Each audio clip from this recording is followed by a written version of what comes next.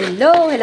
It's me again, yung makulit na Kalabli Life. Kamamshi, kasisi, kasistera, kaskalodi, mga kalanggat, mga kasingle ma'am dyan. Yan po si Kalabli Life. Magluluto po tayo ng pansit ngayon. Mga Kalabli Life. Yan po, gisa-gisa lang guys. Lalagay na po natin yung manok. Tapos chicken balls. Ayan, gisa-gisa lang muna guys.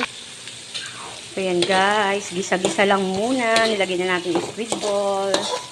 Then pwede natin sinod yung ating mga recado guys. Nilagyan ko na rin to ng pampalasa.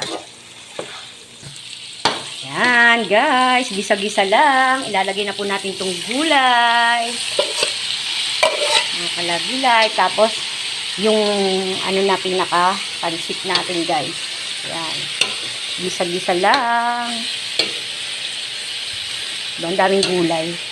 Pansit gulay lang to guys. Yan. And then, tapos na tayo. And then, finish.